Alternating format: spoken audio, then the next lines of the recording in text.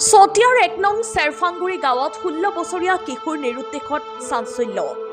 চতিয়াৰ ইটাখোলা আৰক্ষী চকী এলেকাৰ ১ নং চেৰফাংগুৰি গাঁৱৰ অতি দৰিদ্ৰ পৰিয়ালৰ এগৰাকী ১৬ বছৰীয়া কিশোৰ বিগত ৫ দিন ধৰি নিৰুদ্দেশ হৈ থকা ঘটনাই সমগ্ৰ অঞ্চলটোত চাঞ্চল্যৰ সৃষ্টি কৰিছে।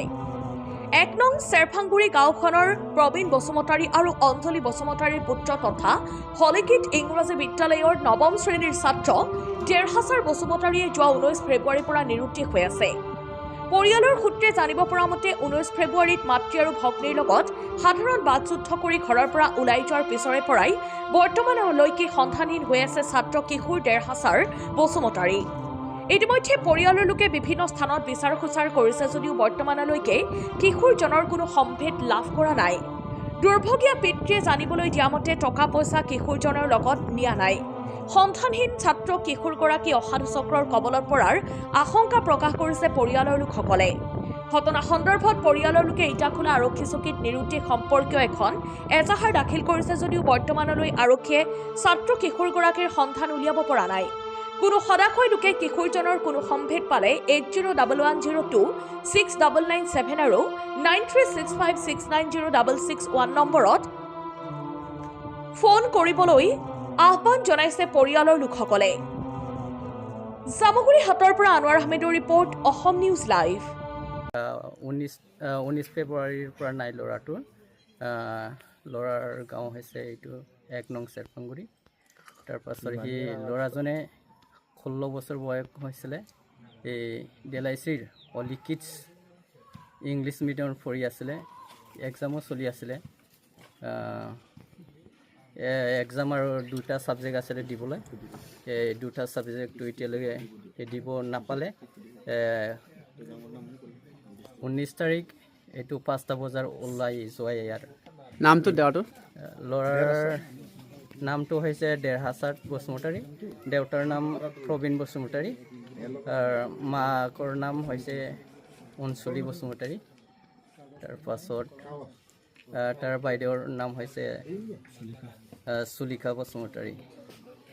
এতিয়ালৈকে বিচাৰি আছে ঘৰৰ মানুহ আৰু লগতে প্ৰশাসনো এজাহাৰ দিয়া হৈছে এইটো পাবৰ কাৰণে। কোনোবা যদি এই ল'ৰাজনক গম পায় ঘৰৰ কিবা কণ্টেক্ট নম্বৰত জনাই দিব।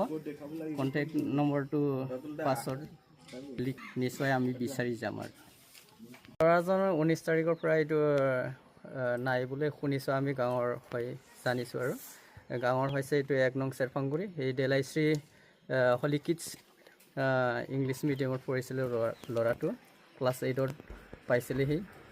তাৰপাছত এইবাৰ পাছলৈ 9ত পালে হয়। এতিয়ালৈকে ঘৰ মানুহ গোটেইটো বিচাৰিলে 19 তাৰিখৰ পৰা নাই। ঘৰৰ 5টা বজাৰ পৰা ওলাই যোৱাৰ পৰাই অহা নাই। আজিলৈকে বিচাৰিলোঁ, পোৱা নাই।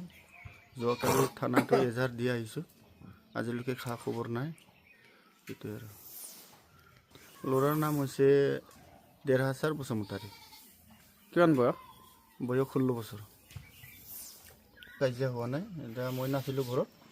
এই মাজনী আছিলে। মায়ে বাইদেউৰ লগত অকণমান মানে হৈছে। তাৰ পৰা মায়ে অকণমান গালি দিলে। এই গালি দিয়াৰ পৰা ওলাই গ'ল। তাৰ পৰা ঘৰত নাই। তাৰ হাতত পইচাও নাই।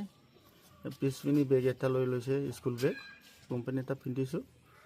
বেগত কি ভৰাই ল'লোঁ মই নাজানে। মই মানুহে খবৰ দিছে। বেগ লৈ পেলাই ইপিনে ওলাই গ'ল বালিজুৰি চাইডে। তাৰ পৰা আৰু কোনপিনে গ'ল ক'ব নোৱাৰে কোনেও। কোন স্কুলৰ আছিলে ছাত্ৰ? এই ডেলাইশ্ৰী স্কুলৰ। কোন ক্লাছত? এইবাৰ ক্লাছ 9ত এক্সাম দি আছিলে। আৰু 2 দিন আছিলে এক্সামটো। পৰীক্ষা দি আছিলে? পৰীক্ষা দি আছিলে।